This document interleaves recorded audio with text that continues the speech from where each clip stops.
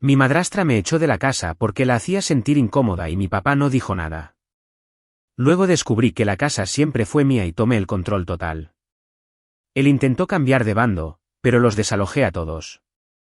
La cosa con el duelo es esta, hace que la gente haga estupideces. La estupidez de mi papá fue casarse con Verónica 6 meses después de que mi mamá falleciera. Yo tenía 15 años, todavía vestía de negro para ir a la escuela, todavía encontraba cabellos de mi mamá en mi almohada a veces, y esta mujer ya estaba tomando medidas para unas cortinas nuevas. Verónica se mudó como si estuviera llevando a cabo una especie de adquisición hostil. Las fotos de la familia fueron lo primero en desaparecer, todas y cada una de ellas. La foto de bodas de mamá y papá, mis fotos de bebé con mamá cargándome, las fotos de las vacaciones de aquel viaje a la playa donde mamá me enseñó a hacer bodyboard. Todo fue empacado en cajas y subido al ático en su primera semana. Luego, los libros de mi mamá desaparecieron de los estantes. Sus platos favoritos se esfumaron de las alacenas. Esas cortinas que había cosido a mano durante mi infancia, las que tenían florecitas y en las que había pasado 3 fines de semana perfeccionando, desaparecieron de la noche a la mañana, reemplazadas por esta estética minimalista.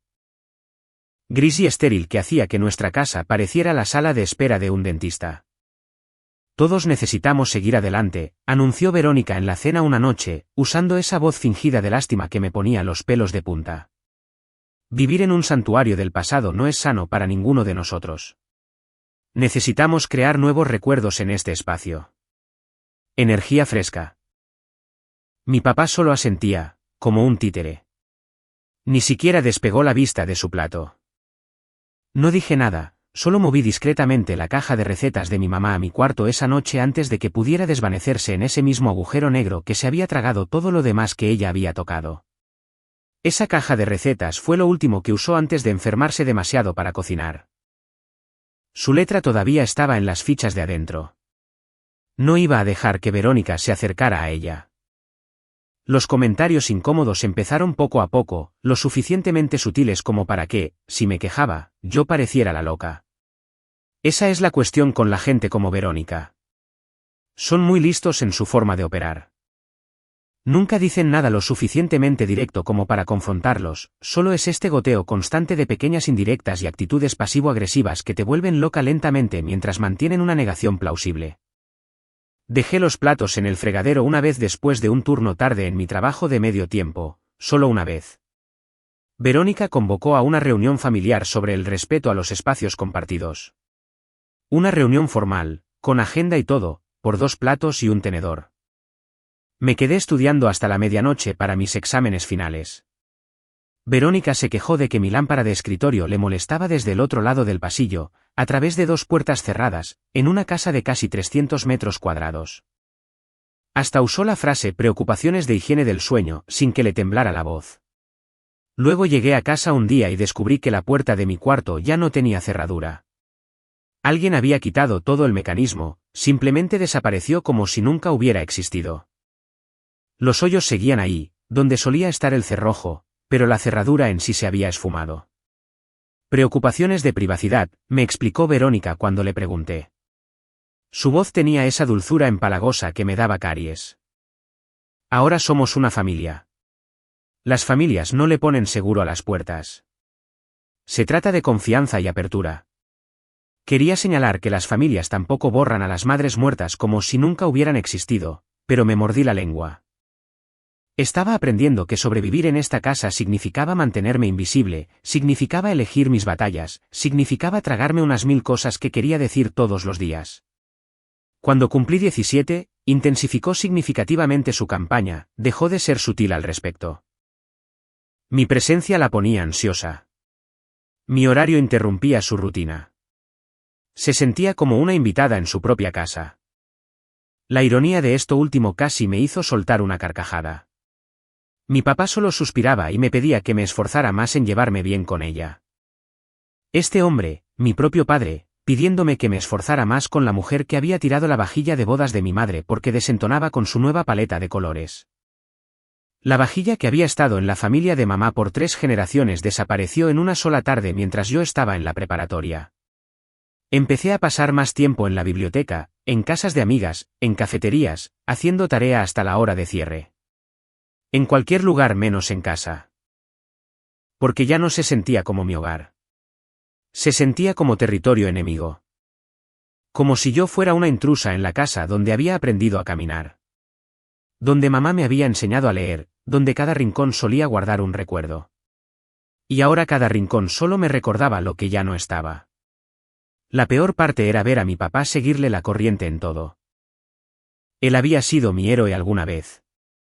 El hombre que me enseñó a andar en bicicleta, que se desvelaba ayudándome con mis proyectos de ciencias, que me abrazó cuando mamá fue diagnosticada por primera vez y me prometió que todo estaría bien.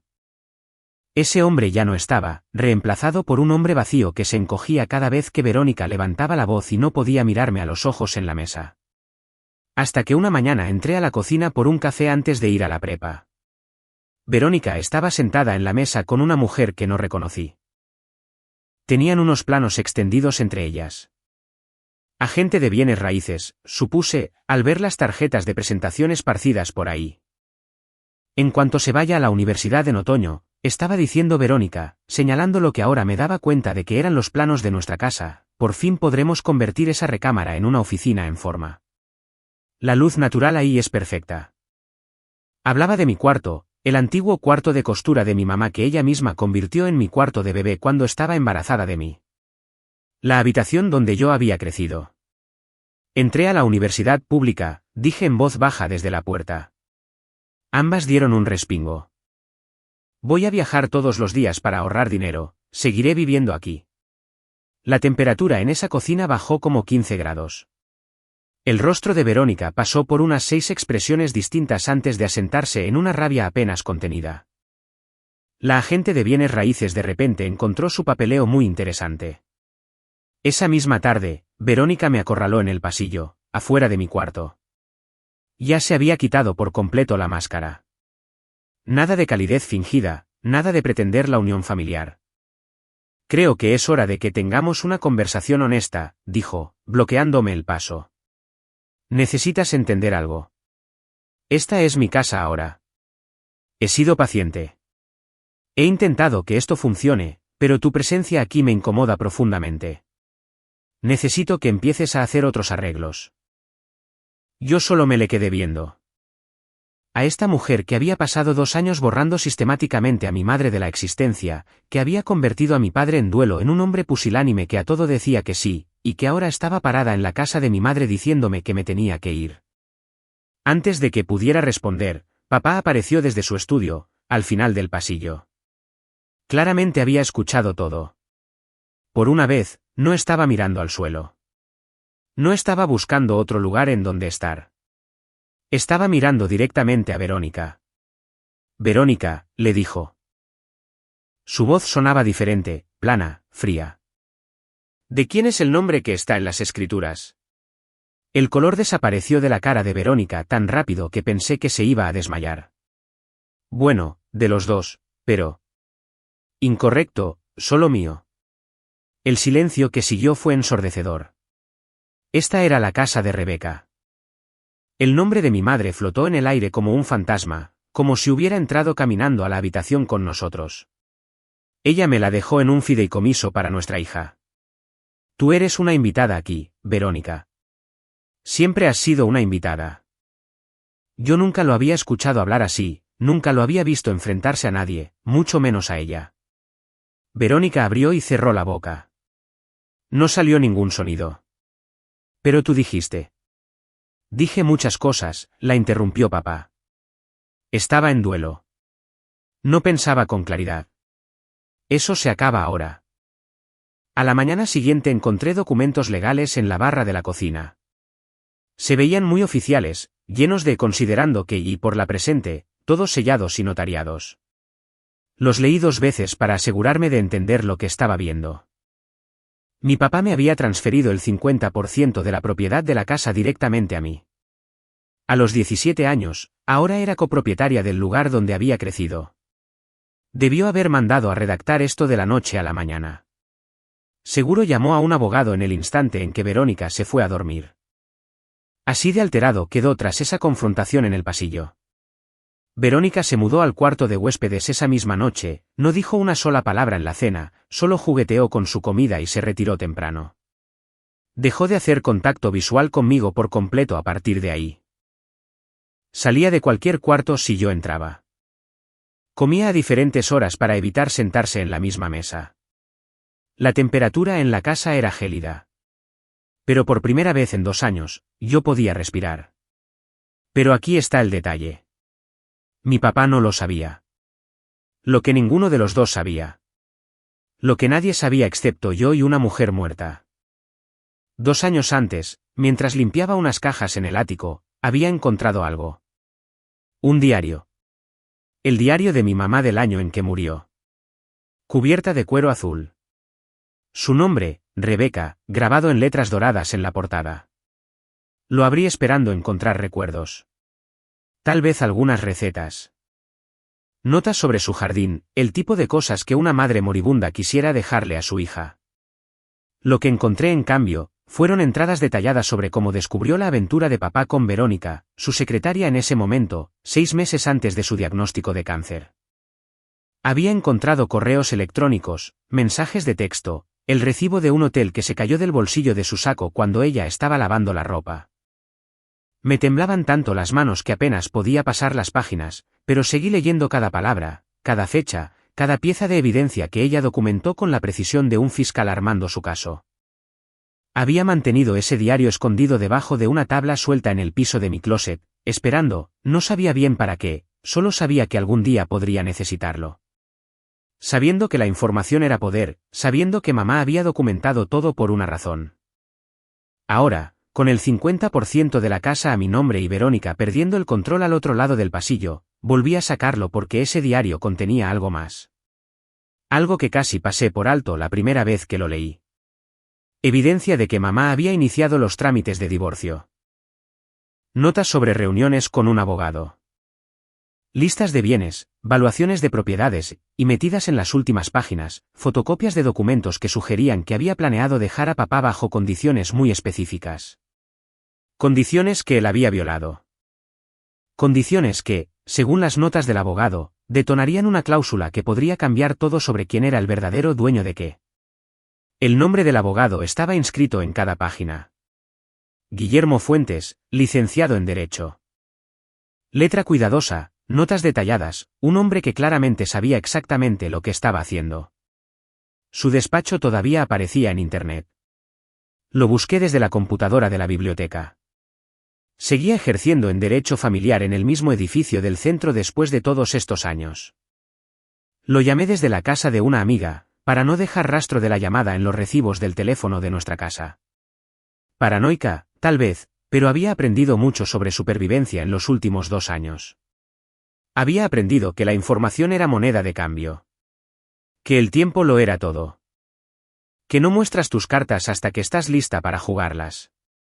Licenciado Fuentes, mi nombre es Mía Cárdenas. Soy la hija de Rebeca Cárdenas. El silencio en la otra línea se prolongó tanto que pensé que se había cortado la llamada. Podía escuchar su respiración, casi podía escucharlo pensar. Me preguntaba cuándo llamarías, dijo finalmente. Su voz era firme, cuidadosa, mesurada. ¿Qué tanto sabes? Todo. Tengo el diario y sus notas. Otra pausa, más larga esta vez. ¿Puedes venir a mi despacho? Hoy no. El sábado por la mañana, cuando mi papá suele ir a jugar golf. Necesitamos hablar en persona. Hay cosas que tengo que mostrarle. Estuvo de acuerdo. Colgué. Me quedé parada en la cocina de mi amiga con el corazón latiéndome tan fuerte que podía escucharlo en mis oídos. El sábado no podía llegar lo suficientemente rápido. Ese sábado le dije a mi papá que me vería con unas amigas en la plaza. La típica excusa adolescente. Verónica seguía encerrada en el cuarto de huéspedes como lo había estado toda la semana, curándose el ego herido. Papá apenas levantó la vista de su periódico cuando me fui. Había estado evitando conversaciones reales desde esa noche en el pasillo. No podía mirarme sin que la culpa se le notara en toda la cara. El despacho del licenciado Fuentes estaba en un viejo edificio en el centro, el tipo de edificio que ya no existe en la mayoría de las ciudades. Accesorios de latón pulidos como espejo, paneles de madera oscura que olían a aceite de limón y a dinero viejo. El elevador incluso seguía teniendo un ascensorista de verdad. Casi esperaba ver hombres de traje de 3 piezas con relojes de bolsillo caminando por ahí. Su oficina estaba en el 4.º piso, era la unidad de la esquina con ventanas que daban a los juzgados del otro lado de la calle. El propio Fuentes era un hombre que rondaba los 60 años, con cabello blanco y ese tipo de comportamiento tranquilo que sugería que ya había visto todo 2 veces. Nada iba a alterar a este hombre. Tu madre era una mujer excepcional, dijo, haciéndome un gesto para que me sentara frente a su enorme escritorio de roble. Cuando vino a verme con pruebas de la infidelidad de tu padre, estaba destrozada, pero también era muy práctica. Sabía que un divorcio la destruiría económicamente mientras luchaba contra el cáncer. Las facturas médicas ya eran astronómicas. Así que se quedó, dije yo, sin que sonara a pregunta. Se quedó, pero no era ingenua. Me hizo redactar documentos que te protegerían. Él sacó un grueso folder y lo puso en el escritorio entre nosotros. Tu madre era la dueña absoluta de esta casa antes de casarse con tu padre. Era de su abuela y había pasado de generación en generación en su familia. La puso en un fideicomiso diseñado específicamente para mantenerla fuera del patrimonio conyugal y lejos de cualquier proceso de divorcio. Pero mi papá me dijo que se la dejó a él en un fideicomiso para mí. De eso se trataban los documentos de ayer. La expresión de Fuentes se endureció, tensó la mandíbula. Tu padre mintió. Tu madre te dejó la casa directamente a ti, con un administrador para gestionarla hasta que cumplieras los 18 años. Yo soy ese administrador. Tu padre ha estado viviendo ahí a mi discreción. Algo que concedí por respeto a tu necesidad de tener estabilidad siendo menor de edad. Pero legalmente, no tiene ningún derecho sobre la propiedad. Nunca lo tuvo. La habitación me daba vueltas. Me agarré de los descansabrazos de la silla. ¿Qué? La casa ha sido tuya desde que tu madre murió. Lo que significa que la transferencia de propiedad que tu padre te mostró esta semana, no tiene ninguna validez. Él no puede transferir lo que nunca le perteneció. Me recargué en el respaldo intentando procesar todo. 2 años de caminar de puntitas. 2 años de sentirme como una invitada en mi propia casa. 2 años de ver a Verónica borrar a mi mamá pedazo por pedazo mientras mi papá se quedaba ahí parado dejando que sucediera. ¿Él sabe? Pregunté finalmente, que no es el dueño. ¿Lo sabe? Se lo dije en la lectura del testamento. Decidió ignorarlo, esperando que tú nunca te enteraras. Esperando que te fueras a la universidad y nunca revisaras el papeleo con demasiada atención. Fuentes deslizó el folder por el escritorio hacia mí. Aquí está todo. Las escrituras, los documentos del fideicomiso, fotocopias de las entradas del diario de tu madre, documentación de la infidelidad, registros financieros que muestran cómo tu padre ha estado malversando fondos que debieron haber sido conservados para ti. Abrí el folder con manos temblorosas. Estados de cuenta bancarios que mostraban que mi papá había retirado dinero de las cuentas de mamá antes de que muriera. Recibos de joyas que le había comprado a Verónica mientras mamá todavía estaba en quimioterapia. Correos impresos entre ellos que me revolvieron el estómago. Hay más, dijo Fuentes en voz baja. Tu madre tenía un seguro de vida por 8,5 millones de pesos. Se suponía que ese dinero iría a un fondo para tu universidad. Tu padre lo cobró y lo usó para pagar las deudas de su empresa. La rabia que me invadió era fría, precisa, no el enojo ardiente que había sentido antes. Esto era algo diferente, algo calculador. ¿Qué puedo hacer?, le pregunté. Legalmente, puedes desalojarlos a ambos. Hoy tienes 17 años, pero como propietaria con la aprobación documentada del administrador del fideicomiso, tienes ese derecho. O puedes esperar hasta cumplir 18 en 4 meses y manejarlo entonces con plena autonomía legal. De cualquier manera, no tienen cómo defenderse. Pensé en Verónica en el cuarto de huéspedes, probablemente ya planeando su próxima jugada para echarme. Pensé en la transferencia de propiedad falsa de mi papá, su complicidad, su debilidad, la forma en que habían estado tratando de borrar a mamá mientras vivían en su casa, gastaban su dinero y dormían en su cama. Quiero esperar, dije, hasta cumplir los 18. Pero quiero que todo esté listo para proceder el mismo día que cumpla 18. Fuentes sonrió. No era una sonrisa cálida. Esperaba que dijeras eso. Durante los siguientes 4 meses, interpreté el papel de la hija perfecta. Complaciente, callada, invisible, la clase de adolescente que toda madrastra sueña con tener. Sí, señora. No, señora. Lo que usted diga, señora. Fue agotador. Cada día se sentía como una actuación. Pero mantuve los ojos puestos en el premio. 4 meses no era tanto tiempo. Había sobrevivido a 2 años de la campaña de Verónica. Podía sobrevivir a 16 semanas más de fingir simpatía mientras la mecha se consumía hasta llegar a 0. Conseguí un trabajo de medio tiempo en una librería del centro y empecé a ahorrar cada centavo. Abrí una cuenta separada en un banco diferente. Solo depósitos en efectivo, nada que pudiera rastrearse o cuestionarse. Me aseguré de que mis calificaciones fueran impecables, asistencia perfecta, créditos extra en todas las tareas, apliqué a las universidades con la ayuda de mi orientadora vocacional, dije todo lo correcto sobre mi futuro, asistí a las cenas familiares sin quejarme. Estaba construyendo un historial de conducta modelo, algo que se vería bien más adelante si alguien cuestionaba mi carácter o mis decisiones. En casa, la dinámica había cambiado de forma extraña. Verónica se la pasaba en el cuarto de huéspedes casi todo el tiempo, solo salía para comer. Había cesado sus comentarios sobre mi presencia, había dejado de intentar controlar mis horarios o de quejarse de mi lámpara. Se había vuelto silenciosa, observadora. Papá caminaba como un fantasma, supuse que su culpa finalmente lo estaba alcanzando. A veces lo atrapaba viendo las fotos viejas de mamá, las que yo había rescatado de la basura y escondido en mi cuarto. Nunca me preguntó dónde las había encontrado, nunca reconoció lo que le había permitido hacer a Verónica con la memoria de mamá. Una noche de enero, 2 meses antes de mi cumpleaños, tocó a mi puerta. ¿Podemos hablar? Lo dejé entrar. Se sentó en la orilla de mi cama luciendo más viejo de lo que jamás lo había visto, más pequeño de alguna manera.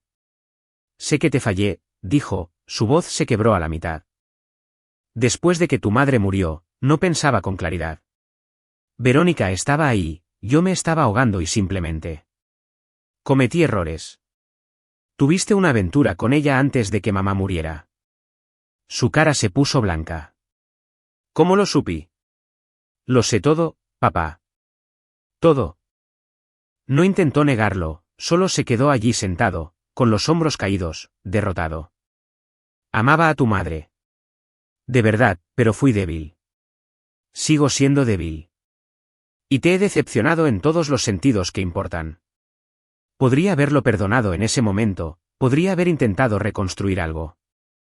Pero luego pensé en mamá sentada sola en la quimioterapia mientras él le compraba joyas a Verónica. Pensé en sus diarios, en su dolor, en sus intentos de protegerme incluso mientras agonizaba. Sí, le dije, lo hiciste. Se fue sin decir una palabra más. Las semanas previas a mi cumpleaños fueron raras, tensas, de una forma en la que el aire se sentía pesado. Todos sabían que algo se avecinaba. Simplemente no lo reconocíamos.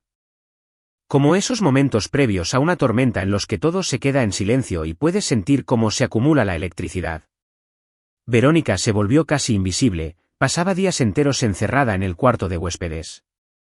A veces la escuchaba al teléfono, con voz aguda y enojada, amortiguada por la puerta, pero definitivamente nada feliz. Probablemente le estaba diciendo a su hermana o a sus amigas lo injusto que era todo, que ella era la víctima en todo esto. La pobre Verónica se casó con un viudo y de alguna manera terminó siendo la mala del cuento. La vida es tan injusta. Papá intentaba actuar normal. Era casi doloroso verlo. Hacía plática en el desayuno sobre el clima, preguntas sobre la escuela, una alegría forzada que no engañaba a absolutamente nadie. Pero sus ojos estaban vacíos. Él sabía que algo venía. Simplemente no sabía qué, ni cuándo, ni qué tan malo sería. Yo pasé esas semanas planeando con la precisión de una operación militar. Me reuní con Fuentes 2 veces más para revisar cada detalle hasta el punto de poder recitar la estrategia legal dormida. Él me ayudó a abrir una cuenta bancaria a mi nombre, solo que en una institución completamente diferente a la que usaba papá. Me ayudó a entender lo del predial, los servicios, el seguro de vivienda y todas las cosas prácticas que necesitaría manejar como propietaria de un inmueble a los 18 años. Hasta me puso en contacto con una compañía de administración de propiedades que podría ayudarme si las cosas se volvían demasiado abrumadoras. Tu madre pensó en todo, me dijo durante nuestra última reunión antes de mi cumpleaños. Sabía que tu padre se desmoronaría sin ella, sabía que tomaría malas decisiones. Así que construyó redes de seguridad para ti. ¿Sabía sobre Verónica antes de morir?, le pregunté. Sí. Confrontó a tu padre unos 6 meses antes del final. Él prometió terminar la relación. Obviamente, no lo hizo. Fuentes tensó la mandíbula. Tu madre me hizo prometerle que te diría la verdad cuando tuvieras la edad suficiente. No quería que pensaras que ella fue ingenua o débil. Se quedó porque el separarse las habría destruido económicamente a ambas durante su tratamiento, pero nunca se lo perdonó. Pensé en mamá en esos últimos meses, lo callada que había estado, como había pasado horas escribiendo en sus diarios, haciendo listas, teniendo conversaciones telefónicas en susurros. Pensé que eran los medicamentos lo que la hacía distante. Ahora entendía que había estado construyendo una fortaleza a mi alrededor, ladrillo por ladrillo, sabiendo que no estaría allí para protegerme ella misma. Mi cumpleaños número 18 cayó en martes. Fui a la escuela como siempre, volví a casa y descubrí que papá había comprado un pastel y preparado la cena. Verónica incluso salió de la habitación de huéspedes para sentarse en la mesa, aunque parecía que preferiría estar literalmente en cualquier otra parte del planeta. Feliz cumpleaños, mi amor, dijo papá, deslizando un sobre por la mesa. Sé que las cosas han sido difíciles, pero ya eres un adulto. Estamos muy orgullosos de ti. Adentro del sobre había un cheque por 85.000 pesos para la universidad, me dijo. Para ayudarte a empezar. Lo doblé cuidadosamente y me lo guardé en el bolsillo. Gracias. De hecho, tengo algo que decirles a los dos. Se miraron nerviosos. Qué bueno. Deberían estarlo. Me reuní con Guillermo Fuentes, el abogado de mamá. El tenedor de papá repiqueteó contra su plato. Resulta que la casa no es tuya, papá. Nunca lo fue. Mamá me la dejó directamente a mí. Has estado viviendo aquí a discreción del administrador. A mi discreción, a partir de hoy. El color desapareció de su rostro. Verónica se llevó la mano a la boca. Les doy 30 días para mudarse, a los dos. El licenciado Fuentes ya metió el papeleo. Encontrarán el aviso oficial de desalojo pegado en la puerta mañana por la mañana. No puedes hacer esto, dijo papá. Se le quebraba la voz. Esta es mi casa. No, es mía. Siempre ha sido mía. Es. Mentiste sobre eso, igual que mentiste sobre todo lo demás. Verónica se levantó tan rápido que su silla cayó hacia atrás. Mocosa malagradecida. Después de todo lo que hemos hecho por ti. Todo lo que han hecho, me reí. Sonó mal, frío, duro. Tiraste las cosas de mi madre. Intentaste borrarla de su propia casa. Querías echarme para poder tener una oficina. No me hables de lo que han hecho. Papá ahora estaba llorando, lágrimas de verdad. Por favor, podemos arreglar esto. Lo haré mejor. Yo. Tuviste 3 años para hacerlo mejor. Me levanté de la mesa. Elegiste a Verónica por encima de mamá mientras ella moría. Elegiste a Verónica por encima de mí después de que ella se fue. Ahora te toca vivir con esas decisiones. Caminé a mi cuarto, le puse seguro a la puerta, me senté en mi cama y esperé a que se me pasara la temblorina. Intentaron de todo durante el mes siguiente, y quiero decir de todo. Papá suplicó, hizo promesas que no tenía intención de cumplir, juró que había cambiado, juró que las cosas serían diferentes, juró que haría que Verónica se fuera si tan solo le daba otra oportunidad. Las mismas palabras vacías que había estado diciendo durante 3 años. Verónica amenazó con tomar acciones legales hasta que Fuentes le envió una carta certificada detallando exactamente en cuántos problemas se podría meter por acoso. Considerando el historial documentado de su campaña para echarme de mi casa, eso le cerró la boca rápidamente. Ofrecieron pagar renta, ofrecieron quedarse en el cuarto de huéspedes y dejarme en paz, ofrecieron darme la recámara principal y toda la planta alta. Ofrecieron fingir que éramos una familia normal y funcional mientras yo terminaba la universidad. Se pusieron creativos con las negociaciones. Eso sí se lo reconozco. Yo dije que no a todo. A cada una de las ofertas. Sin dudarlo, sin negociar. El tiempo de hacer tratos había pasado hace unos 2 años, cuando Verónica tiró a la basura la vajilla de bodas de mi mamá. Durante la segunda semana, la fachada de Verónica se cayó por completo. Toda esa postura cuidadosa que había mantenido, toda esa dulzura falsa y esa energía de víctima se esfumaron. Llegué del trabajo y me la encontré en la cocina a mitad de la tarde, con los ojos desorbitados, el maquillaje corrido y luciendo como si no hubiera dormido en días. Todo esto es tu culpa, escupió cuando me vio. Su voz era áspera, desquiciada. Tu madre era una manipuladora. Puso a tu padre en contra de su propia felicidad. Ella lo envenenó todo. Incluso desde la tumba, sigue arruinándome la vida. Mi madre se estaba muriendo de cáncer mientras tú te acostabas con su marido. Dejé mi mochila en el piso con cuidado. No me hables de manipulación. Ella podría haberse divorciado de él. Decidió quedarse y hacernos miserables a todos. Se quedó porque papá vació sus ahorros en malas inversiones y ella necesitaba su seguro para cubrir el tratamiento. Pero tú sabías eso, ¿no? Tú eras su secretaria. Veías las cuentas. Sabías exactamente a lo que ella se estaba enfrentando. La cara de Verónica se contorsionó. Tu padre me amaba. ¿Me amaba? Ella simplemente estaba demasiado enferma y amargada para dejarlo ir. Lárgate de mi casa. Todavía no es tu casa. Todavía tenemos 2 semanas. Entonces lárgate de mi vista, antes de que llame a Fuentes y haga que te saquen hoy mismo. Pasó tambaleándose a mi lado murmurando entre dientes. Escuché que azotó la puerta del cuarto de huéspedes.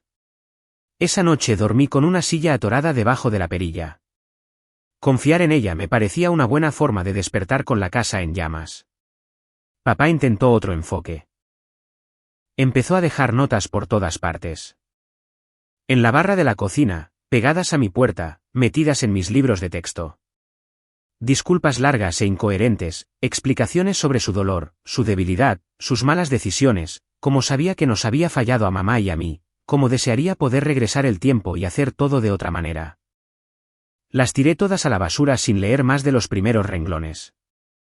El día 22 recibí una llamada de alguien de quien no había sabido nada desde el funeral, la hermana de mi mamá, la tía Cristina. Tu padre me llamó, me dijo sin rodeos. Está destrozado. Dice que lo estás corriendo de su propia casa. No es su casa. Es mía. Mamá me la dejó. Silencio. Luego, Rebeca nunca me dijo eso.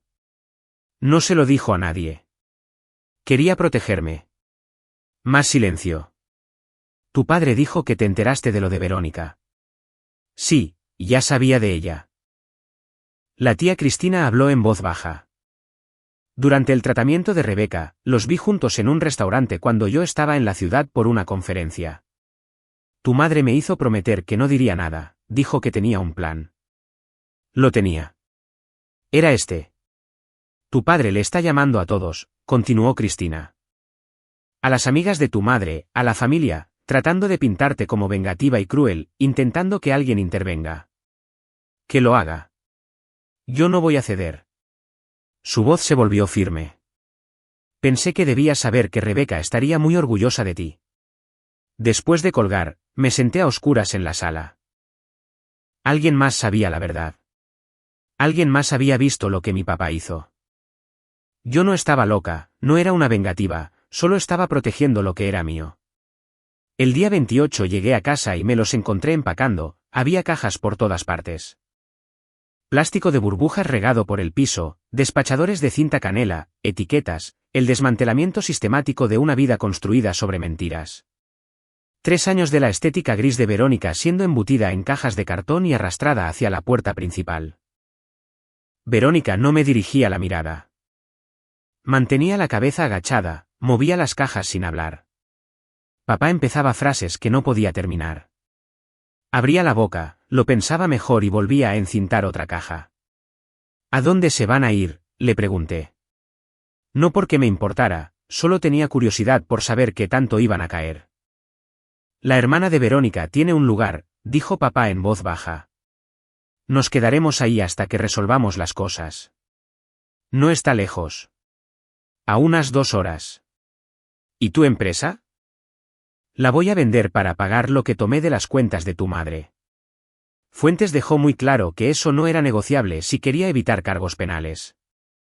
Tiene documentación de todo. Cada retiro, cada transferencia, cada centavo que se suponía que era tuyo. ¡Qué bueno! Verónica intentó llevarse algunas de las joyas de mamá el día 29. Aseguró que mi papá se las había dado como regalos. Llamé a Fuentes. Él mandó un inventario detallado de las pertenencias de mi mamá que ella misma había compilado antes de morir. Cada pieza de joyería, cada libro, cada plato, cada artículo de valor estaba documentado con fotografías y descripciones. Todo lo que Verónica reclamaba estaba en esa lista. Ponlo en su lugar, le dije, o presento cargos por robo hoy mismo. Me lanzó el alajero a la cabeza. Lo atrapé en el aire, lo guardé en mi cuarto, le puse seguro a la puerta, y dejé que hiciera su berrinche en el pasillo durante 20 minutos hasta que por fin se rindió y volvió a empacar. En su último día, observé desde el pórtico cómo cargaban cajas en el camión de mudanzas que habían rentado. La casa ya se sentía más ligera, como si exhalara por primera vez en años, como si la presencia de mamá estuviera volviendo a filtrarse en las paredes ahora que la energía gris de Verónica estaba siendo retirada en cajas de cartón. Papá se detuvo en la puerta al salir. Su cara estaba demacrada. Había envejecido 10 años en 30 días. Lo siento, dijo. Tu madre merecía algo mejor. Tú merecías algo mejor. Sé que lo siento, no arregla nada, pero necesitaba decirlo. Sí, lo merecíamos. Se fueron manejando. Regresé adentro y empecé a trabajar de inmediato. No había tiempo para procesar, no había tiempo para sentarme con mis sentimientos. Había trabajo que hacer. La recámara principal fue lo primero. La pintura gris de Verónica quedó cubierta bajo un tono crema cálido que hacía que la habitación se sintiera el doble de iluminada. Colgué las cortinas favoritas de mamá, las que había escondido en el ático la semana después del funeral, cuando vi que Verónica les echaba el ojo. Encontré su ropa de cama en una minibodega que papá había rentado en el centro y me traje todo de vuelta. Sus colchas, sus cojines, la manta tejida que le había hecho su abuela. La sala fue lo siguiente. Un verde salvia suave, el color favorito de mamá, el color del que siempre había querido pintarla, pero que papá había vetado. Volví a colgar sus cuadros en las paredes. Sus acuarelas del océano, de nuestras vacaciones, sus flores prensadas en marcos delicados. Las fotos familiares que Verónica había guardado volvieron a la repisa de la chimenea. Encontré su piano en la casa de mi tía. Ella le había pedido guardarlo antes de que papá pudiera venderlo. Contraté mudanceros para traerlo a casa. Se veía perfecto en la esquina junto a la ventana, justo en donde solía estar. La cocina fue lo que me tomó más tiempo. Pintura color amarillo mantequilla, herrajes nuevos en las alacenas y los platos de mamá. La vajilla de su abuela que Verónica había vendido. Logré localizarlos en 3 tiendas diferentes de antigüedades y consignación en la ciudad. Pasé fines de semana manejando a tiendas de antigüedades y ventas de liquidación. Llamé a cada tienda de segunda mano a menos de 80 kilómetros a la redonda. Me tomó 2 meses y me costó la mayor parte de mis ahorros de la librería. Pero recuperé cada pieza. Cada plato, cada tazón, cada platón de servicio, todo volvió al lugar al que pertenecía. Mientras estaba restaurando la casa, la tía Cristina apareció con una caja llena de documentos. Rebeca me nombró albacea de su patrimonio después de que cumplieras los 18, me explicó extendiendo los papeles sobre la mesa de la cocina. Hay más cuentas, más bienes de los que Fuentes te mencionó. Quería que los recibieras en etapas para que aprendieras a administrar el dinero gradualmente. ¿A qué te refieres con más? Resulta que mamá provenía de una familia con dinero viejo. El patrimonio de su abuela era sustancial. Había propiedades en 2 estados que habían estado en su familia por generaciones. Cuentas de inversión, un fondo de fideicomiso que había mantenido completamente separado del matrimonio. Todo ello escondido de papá, todo ello protegido. ¿Por qué no usó nada de esto cuando estaba enferma?, pregunté. Si ella hubiera revelado estos bienes, tu padre los habría reclamado en los trámites de divorcio. Leyes de bienes mancomunados. Habría tenido que dividir todo. De esta manera, todo se queda contigo. Limpio, legal, intocable. Tu madre era la persona más inteligente que jamás conocí. La casa era solo el comienzo. Había propiedades en renta que generaban ingresos mensuales, acciones y bonos. Un fondo universitario que ella había establecido cuando yo nací y de cuya existencia mi papá nunca supo. Propiedades generando ingresos pasivos, una base financiera que me sostendría por el resto de mi vida si era inteligente al respecto. Me inscribí en la universidad pública y seguí trabajando en la librería. Mi jefa, Elena, era una mujer de unos 60 años que conocía a mamá de la colonia. Había estado en el funeral, había llevado comida durante esas primeras semanas terribles. Tu madre solía venir todas las semanas, me dijo Elena un día mientras acomodábamos libros en los estantes. Siempre compraba libros sobre negocios, finanzas e inversiones inmobiliarias. Decía que estaba planeando para el futuro. Creo que se refería a ti. Me voy a jubilar el año que entra, dijo unos meses después. He estado pensando en vender la tienda en lugar de cerrarla. ¿Te interesa? Fuentes me ayudó a estructurar la compra como un préstamo con pagos manejables. Usé algunas de las cuentas más pequeñas de mamá como enganche. Elena me enseñó de todo a lo largo del año siguiente. Gestión de inventarios, relaciones con los proveedores, las peculiaridades de los clientes habituales de la colonia que llevaban décadas comprando ahí, los ritmos del negocio, los patrones de cada temporada, todo lo que ella había aprendido en 30 años de llevar el negocio. La compraventa se concretó en abril, un año después de mi cumpleaños 18. Elena me entregó las llaves con lágrimas en los ojos. Haz que sea un lugar especial, dijo. Tu madre estaría orgullosa. Le cambié el nombre a Librería Rebeca en una semana, mandé a hacer un letrero nuevo, pinté el interior en colores cálidos y acogedores, creé una sección infantil llena de libros variados y acogedores rincones de lectura con puffs y luz tenue, agregué una barra de café en la esquina. Contraté a 2 empleados de medio tiempo, y empecé a organizar eventos con autores y clubes de lectura entre semana por las tardes. El negocio despegó de inmediato. La gente que había conocido a mamá pasaba a compartir recuerdos y se convertían en clientes habituales. La voz se corrió rápido por toda la colonia. La hija de Rebeca Cárdenas había reabierto la vieja librería y le había puesto el nombre de su madre. La gente venía por curiosidad al principio, y luego seguía viniendo porque el lugar se sentía cálido, se sentía como si de verdad le importara a alguien. Exhibí sus libros favoritos en la vitrina principal. Creé la sección El librero de Rebeca con todos los títulos que a ella le habían gustado, y puse una pequeña placa debajo de su foto, explicando quién era ella y lo que significaba para mí. 6 meses después del desalojo, papá llamó. Verónica y yo nos estamos separando, dijo. Su voz sonaba hueca. Se va a mudar de regreso al norte, se va a quedar con su familia. Quería que lo supieras, ¿de acuerdo? No espero que me perdones. Pero si algún día quieres hablar, aquí estoy.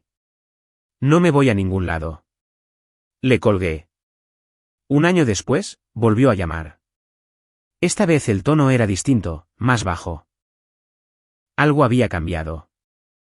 Vendí la empresa y pagué cada centavo que tomé de las cuentas de tu madre, más los intereses.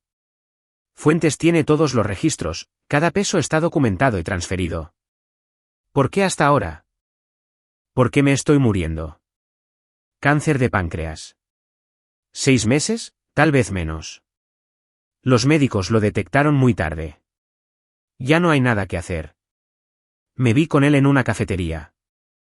Se veía terrible, demacrado, amarillo y viejo, como si hubiera envejecido 20 años en 12 meses.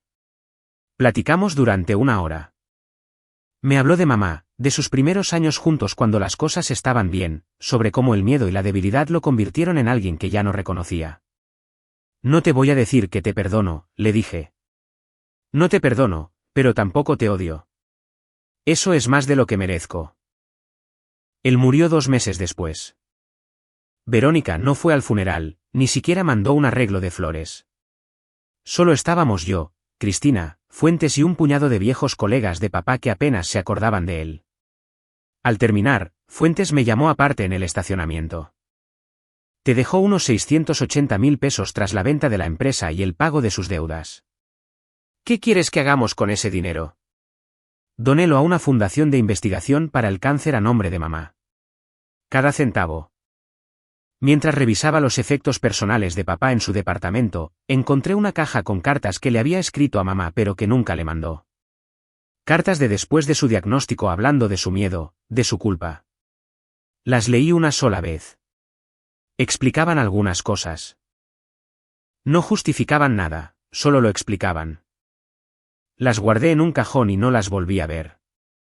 El mes pasado, recibí un mensaje de Verónica a través de las redes sociales.